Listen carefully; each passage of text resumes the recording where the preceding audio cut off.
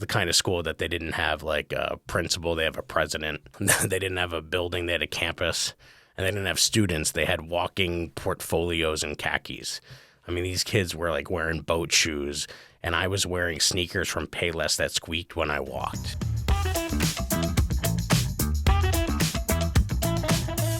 Hey folks, welcome back to Jaywalking. I'm excited for today because it's just me.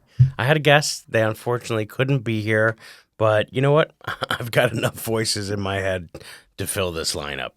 So actually what I think we're going to do is some fun little segments. I'm going to interview me about the different parts of me, how things are going, and we're just going to have some fun today and keep it light and easy.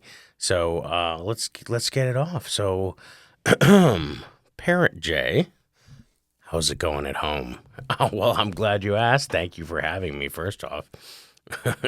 Actually, at home's going really well. Last week, you heard me talk a little bit about my wife being away, and it was I was very exhausted, which, I have a huge appreciation for single parents, to have that whole weekend and then fill it with stuff, as my wife was away Thursday through Sunday.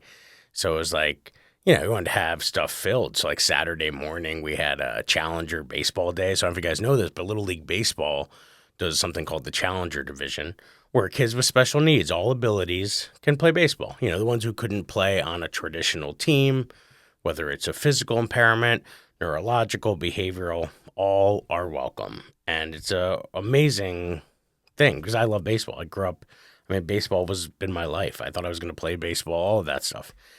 And so I've been coaching the local chapter at my Little League for like the last 6 or 7 years now. And it was cool to watch Alicia kind of grow into it because I think she was like 3 or 4 when we started, and now she's 11. So, maybe it was closer to 8 years we've been doing it. And it's just a cool experience. So at the end of every year, we have what's called Challenger Day. And actually it was close to where we record these. Newtown had done the hosting this year. And Matt Strom from the Phillies showed up at the opening ceremonies. And then 2008 World Series MVP Cole Hamels came around and went to all the fields, met with all the teams, took photos, signed everything, shook hands, like just a great dude. And then we as a team get to meet all the other teams in the region that we don't normally play. And then they match us up with a team or two. We play a game or two. Philly Fanatic comes by, and then they did this cool thing where you walk through like this smoke tunnel, which sounds cool, but if you're like an autistic kid with sensory issues, it was a nightmare for my daughter to get through. But then they had like a medal for them. They give them a cool swag bag with all this kind of fun gear and water bottle. And then you have like hot dogs and pretzels, and they actually like bring it to the table. Like, so all you have to do is sit your team down, and they have these runners that come around with trays of pretzels, hot dogs, chips, Italian ice. Like, it was really cool.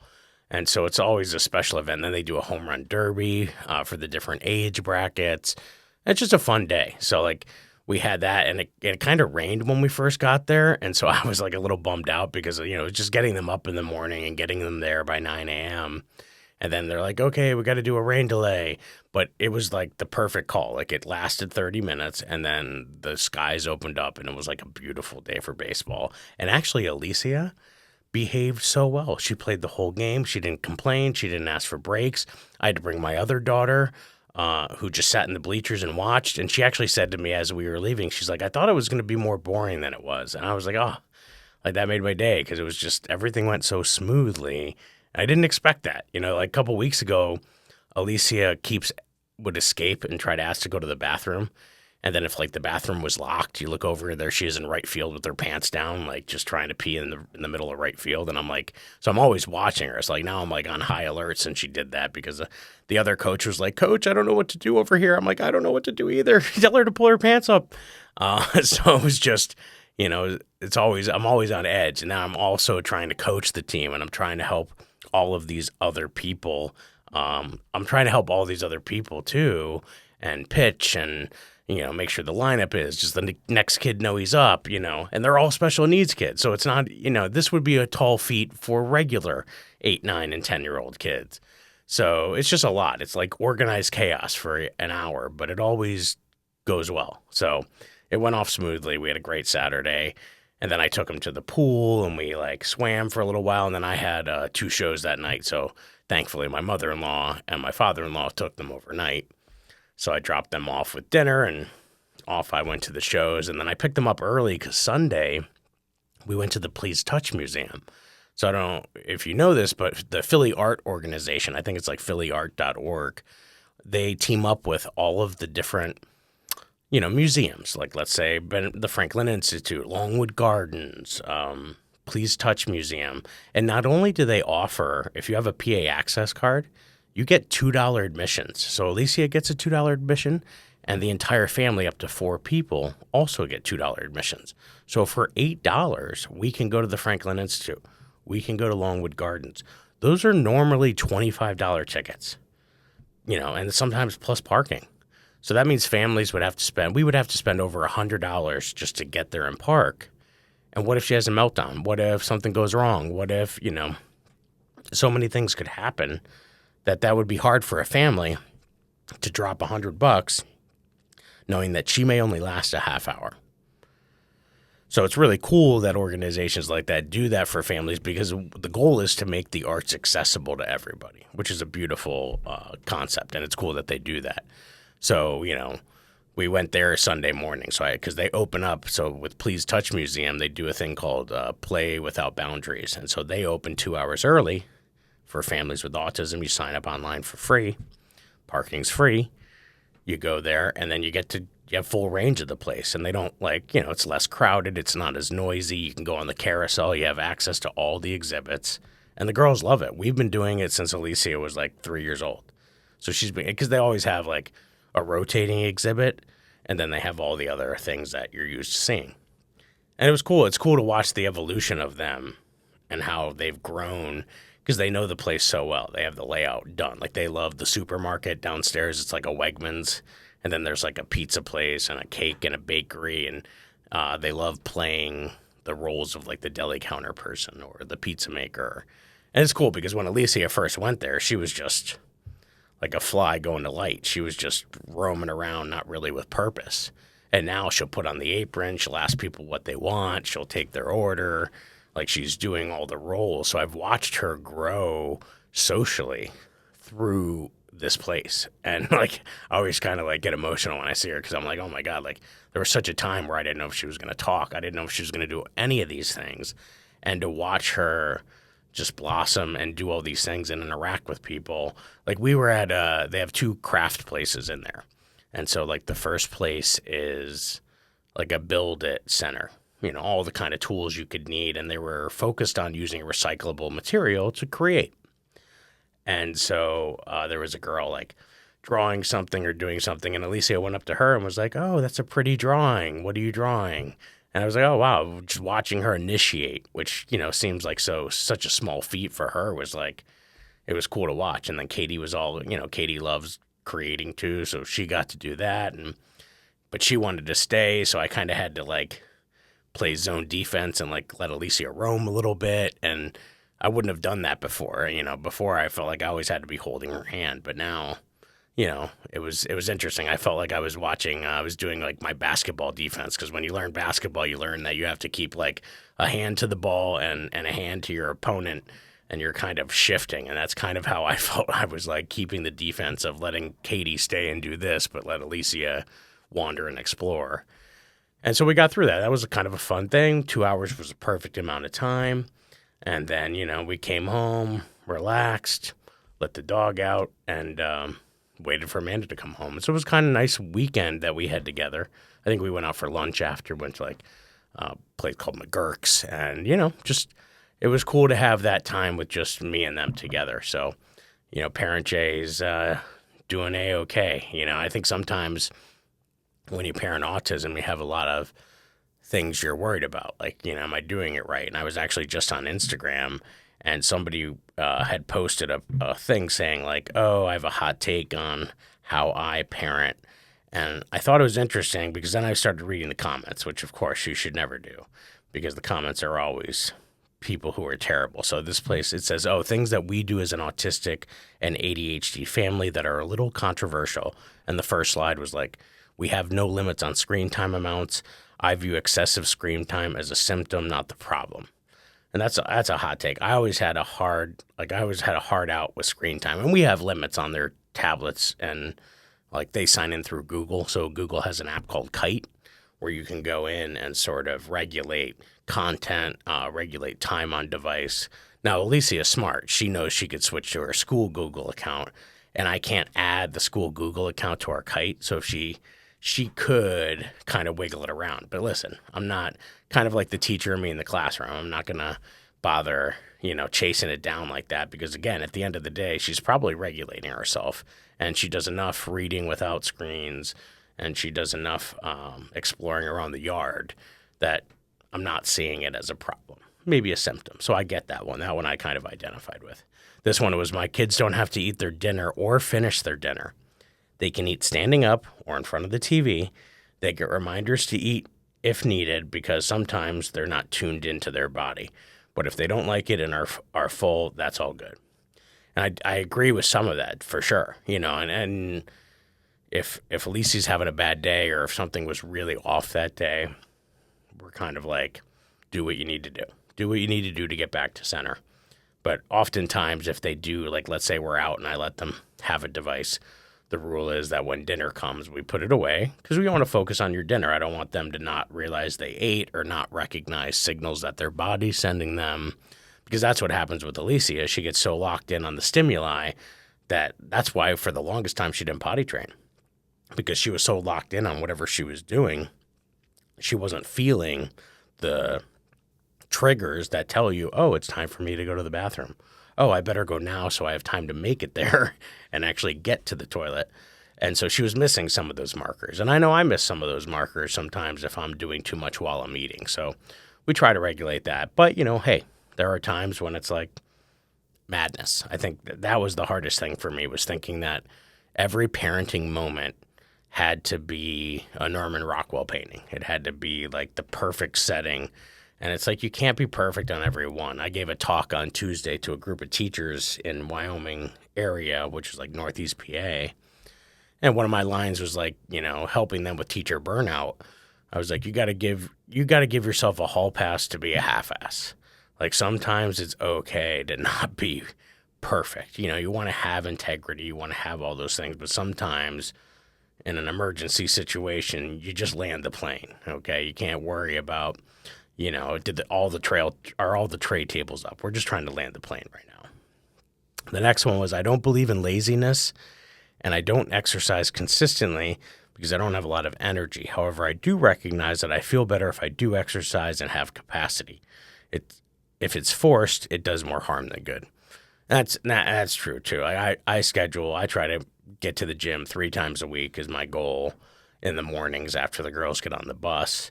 But I'm realizing I'm not being as hard on myself either, and I feel better about it because all I'm doing if I miss the gym that day is living in guilt. Well, I don't want to live in guilt.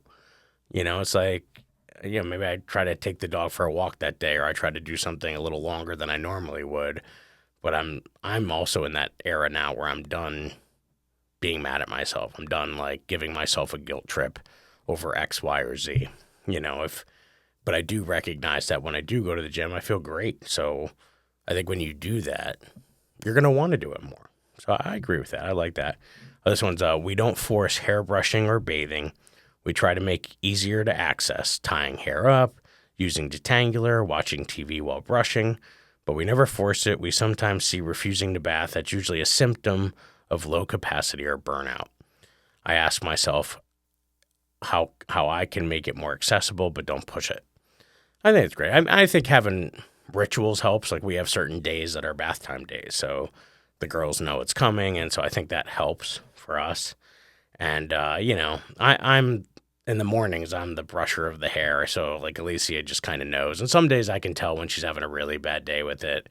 She'll start yelling a little bit more and singing her songs a little louder. But I think it's important, obviously, with her hair because her hair is so thick that it needs to be conditioned properly. It needs a special conditioner. So, as long as you're able to kind of not have to chop off their hair and they're not getting bacteria and they're not doing all of that stuff, then, you have to skip a day. I think with parents, any parent who's a real parent knows you know, sometimes you can. And some people are afforded, when you have a two-parent household and maybe one parent's home all day, then you're probably afforded the luxury to have the enough emotional currency to deal with that. I talked about that last episode that I love having the time in the morning with my daughters because my emotional currency is at its highest, especially if I got a good night's sleep. But if I'm at school all day and doing all these things and then they come home, well, there's not as much money in the bank to spend at that point. So I'm putting things on layaway to just be a human with them and not be short fused or quick tempered. So sometimes these things happen. So we need to be able to kind of manage ourselves, know what we have. And so, I respect that. But some of the people in the comments were ridiculous. The one guy was like, so basically you've removed all the rules. It was probably the removal of all the rules that led to the ADHD. And I'm like, this guy's and everybody's going after him. And then I look at his profile. I'm like, oh, thank God only 22 people follow this guy. People always have something to say, especially now with everything RFK is talking about and finding cures for autism and the whole misunderstanding of where autism comes from. And so I usually stay out of the comments, but you can't help it. It's like when you go to the aisle in the grocery store and they got the National Enquirer, or they got, you read the headlines, you want to take a peek. That's a guilty pleasure of mine when I have time. But yeah, that's how Parent Jay's doing. So, well, next up is Teacher Jay. So, Teacher Jay, are you still assigning work that no one's going to do? And the answer is yes. Yes, I am. Actually, we only have 2 weeks left. So by the time this airs, I'll be in the middle of the second to last week. And that's exciting. I haven't let myself think about it yet because I just want to keep my head down because next week I have finals. So since I teach Spanish and that's a communicative language, the final consists of all the things you want: listening, speaking, reading, and writing. So I have to, spread that out. So actually, when we get back on Tuesday, I do the listening exam where, they're hearing me read phone numbers. They're hearing me spell words. They're hearing me say times and dates with years. They're hearing me tell a story and writing down some of the details or key parts of that story. So they have that on day one. And then the rest of the week is one-on-ones. So they have some photos they'll see where they'll have to describe what's happening in the photo. There's a few basic questions I'll ask them, like, where are you from? How old are you? Do you have any siblings? All the things that hit the vocab in Spanish 1 that we cover, and give them the opportunity to show me that they've been picking up what I've been putting down, And so that'll be all next week. And then the last week, they'll have their the reading and writing portion, where we get an extended period to do that. So I can't quite see the finish line because there's still a lot of work to be done before then, but I can feel it and I'm letting myself enjoy it, knowing that even the next week, the days are going to fly by. Once I get in there, the days just fly by because you're so engulfed in taking the assessments now. So, but I have an open border policy when it comes to assignments. As long as the quarter is still open, they can turn in anything that they want late. But my rule is I get as long to grade it as they took to turn it in. So if it's been 30 days, don't hound me. I'll have kids that'll email me. A kid emailed me at 6 o'clock at night. He's like, Mr. Yoder, I just want to let you know I finished assignment 111. And I'm like, what did you want me to do? Throw my children to the side, kick my dog, and run over to the computer and immediately grade this and put it in? It was the way he said the email was just this isn't Rosie from the Jetsons. You don't just get to submit it and then it kicks it out. I have to, ChatGPT isn't grading this, I am.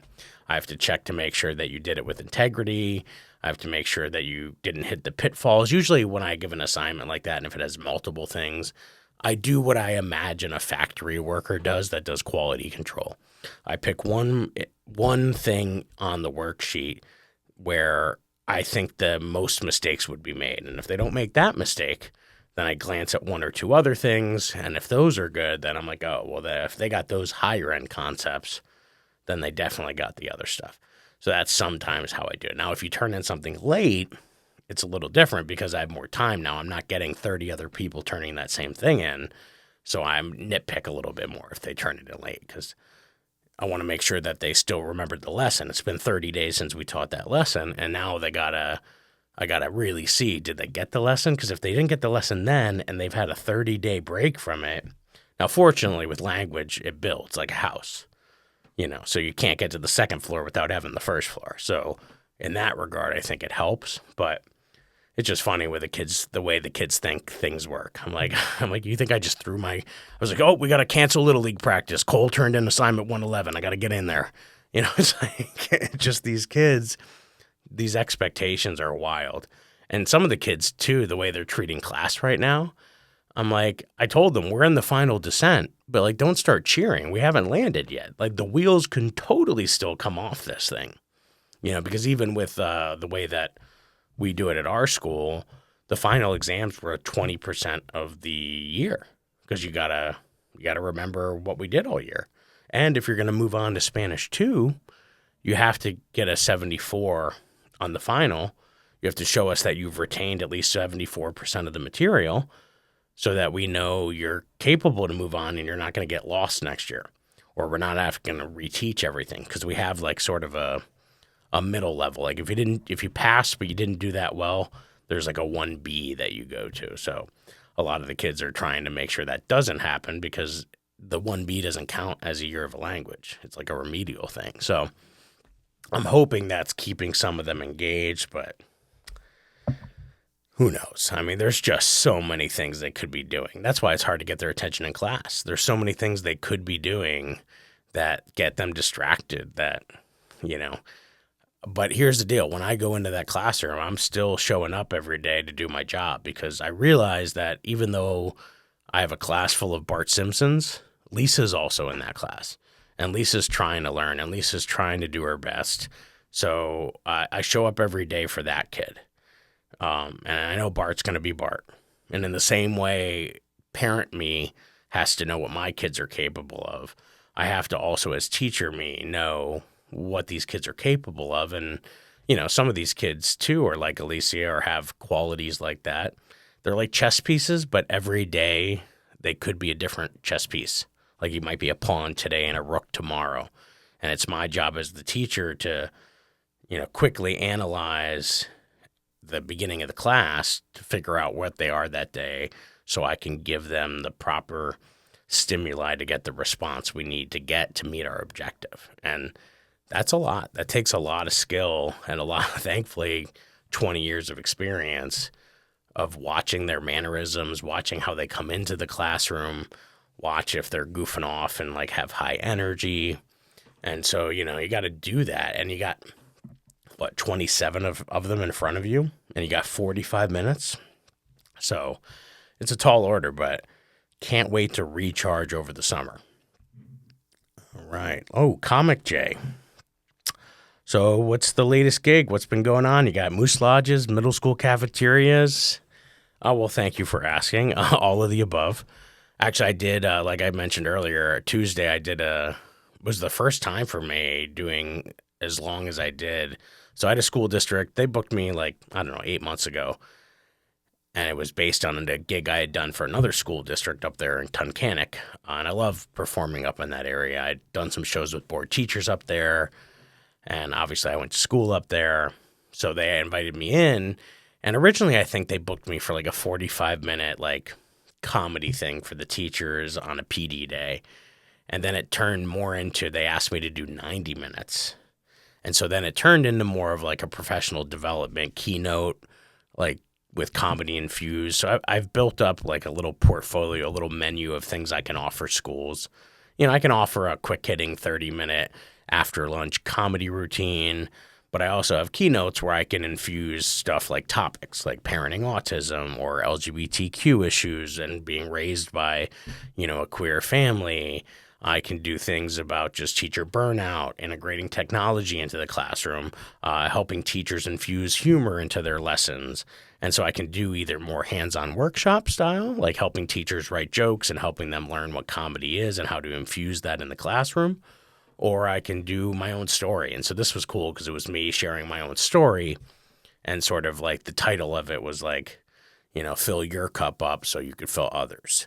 And so that was sort of the through line of it. And then it was a lot of teacher humor, my own story of going to like 8 different school districts as a kid. I didn't realize that wasn't normal. I was collecting schools like I was collecting Pokemon. I didn't have a yearbook. I had a passport. So it was just, trying to bring some of that into what made me a teacher, and how I went to like public school, private school, and Catholic school. I ended up at a really rich, wealthy school at the end, and I joked that, it was the kind of school that they didn't have like a principal, they have a president. They don't have, they didn't have a building, they had a campus, and they didn't have students. They had walking portfolios and khakis. These kids were like wearing boat shoes, and I was wearing sneakers from Payless that squeaked when I walked. Okay. Like they had college funds. I had a Coinstar jar. Okay. So it was just like a very different sort of vibe, but I got such a great education there and so many great opportunities because they gave me sort of this poor boy scholarship. Right? I was like the Julia Roberts to their Richard Gere. But I was just like, all of this was like such a great opportunity. And now I was performing by there. So, I really enjoy all of those opportunities that I got. But yeah, I got to perform for them. Last night I was in Atlantic City at Resort Casino with AC Jokes Club. They do shows like every night of the week there. I think they had 2 shows last night. This weekend is kind of relaxing, though. I get to be just a human. I'm going to a wedding tonight. A very good friend of mine who also is a guy that when I work out those 3 days a week, I'm working out with him at the Ricketts Center in Pottstown. So a good buddy of mine, Paul Winterbottom, who's like legit the nicest person that ever existed. I talked about him a few episodes ago, back when it was I think it was like episode 5 or 6. So go back and hear about Paul. He's like the coolest guy. So it's going to be such a great ceremony, celebration of love. Awesome. My wife will probably have a few Long Islands. The kids will be with babysitter. So it'll be a fun night. And then tomorrow is I think we're going to a party with another family who we know who has an autistic child. So it's kind of nice when you get to go to a place where, people get you and you know them. And we've known them for 8 years. They play baseball together on the team I was talking about earlier. So that'll be a fun little get together. And then I think Monday we're spending with my in-laws. So it's just kind of nice to just be a normal human. I'm going to have a hard time with that because I'm going to be trying to do a tight 5 at the reception tonight. I'm going to be trying to, I have a hard time not getting on stage every night. But I think it's an important thing for me to do and just be present and be a husband tonight to my wife, and then just be a parent without worrying about getting to the next gig the next 2 nights. So I think that's kind of important, and then I got a lot of fun stuff coming up in June. I'm going to be doing Philly's Funniest down at Helium. So if you're around Monday the 9th, that's my night. I have some free comp tickets, or there's a code you can use to get a discount. So if you want to come down to Helium on Monday, June 9th, I think it's I want to say like a 7 o'clock show. Love to have you there. But I'm also going to be back at Helium on the 18th, featuring for a good buddy of mine named Gaspar Randazzo. He's got a great podcast called the Social Studies Podcast with Joe Dombrowski that you might have heard of. And then I'm at Punchline the 19th with Lamar Todd. And then I actually have my own theater show up in Sayre, Pennsylvania, bringing Chip Chantry with me, who's a great comedian, former teacher. So so we got a lot going on in June. So check out jyodercomedy.com for any of those details. I'd be excited to have you there. And one final segment, actually, we're going to interview Middle School Jay for a second, find out how he's been doing. So Middle School Jay, why do you still haunt me? Is there, can you, actually, Middle School Jay was very competitive. Because at that point, I was finally not switching many schools. So, by the time 5th grade, I had been in, 3 or 4 schools by then, and I wouldn't switch again until probably junior year. I went to 3 schools my junior year. So I was starting to get comfortable, and it was a small school, and the guys were really into basketball, and I didn't really play basketball before, 5th or 6th grade. So by the time 7th and 8th rolled around, I'll never forget, I must have been so bad. Because my 7th grade coach pulled me and this other kid aside before a game and was basically prepping us that we weren't going to play. And I'll never forget that. I remember exactly where I was standing. because I became a middle school girls basketball coach, and I did that for about 8 years before the girls were born. And I just remember I brought that with me. And I was like, I'm never going to do that to a kid. Like, everybody should play, even if you get them in the last, minute of a quarter to give your starters a break. Like, every kid deserves an opportunity. Their bodies are still figuring it out. But by 8th grade, I took that and I worked on it and I got really good. So by 8th grade, I became one of the captains, and I was so excited because all the hard work was paying off. I'd been going to the gym, went to basketball camps, and then we played knockout like one of the first practices, and I got knocked out early, and I got so mad that I don't know if you've ever been in the gymnasiums that have the big padding on the doors and the walls. Well, I just punched the door padding and broke my hand and missed the entire season. I was just like, just because I got knocked out in knockout. And I was like, oh, go figure. You work this hard and then you're going to miss most of the season. And then, I played in high school as well. And, I was always really good under the basket. I was like your rebounder. I got my points by putting the ball back up, like that kind of stuff. And baseball was really my sport, but nobody cared about baseball as much as they cared about basketball. So I worked really hard at that, and I did enjoy coaching it, and I did the book for the boys varsity for years. And so I've always really enjoyed watching it. And, I'm just athletic. But, yeah, that's middle school. Jay remembers working really hard to be a basketball star. And the trend was to, like, wear all of a brand. So Fila just came in at the time. I think Grant Hill from the Pistons was, like, one of their big sponsors. And I remember making my mom buy me everything Fila. I'd Fila sneakers, Fila socks, Fila boxers, Fila tank top, Fila short. Everything was Fila. And then we would have these dumb rituals before basketball games where we would watch like Sunset Park. And I was a bunch of white boys at a Catholic school in Scranton, Pennsylvania, watching Rhea Perlman and like this cast of like amazing like I think Terrence Howard was in it from Empire. And I didn't realize this, but the one character in it, Butter, is a famous comedian who's booked me on shows at the Stress Factory and a guy named Talent. And I had no idea. And I said to him one time, I'm like, I had no idea you were Butter from Sunset Park. I used to watch that. I embarrassingly told him the story. He didn't care. But it was just cool to see like the connection. Like, what a weird connection to this one movie we'd watch every night before a game. And then I go to meet this guy, perform with him, get booked by him, and he's this like amazing comedian. So if you don't know Talent, the comedian Talent Harris, he's amazing, and his son is up and coming too, really good. So yeah, check them out.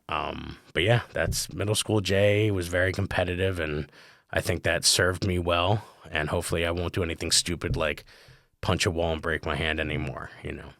They say your bones get stronger though. So. But yeah, those are all the selves of me today. So I'm glad they all came to join. I'm glad you came to listen. And I'm excited for whatever happens next. So next week, we're getting closer to the end of the year. So you're going to see me get happier and happier. Need to recharge those batteries and get ready for summer. So thanks for coming along on this Jaywalk. Be sure to share this with your friends. Like, comment, do all the things. It means the world to me. And I'll see you next time on Jaywalk.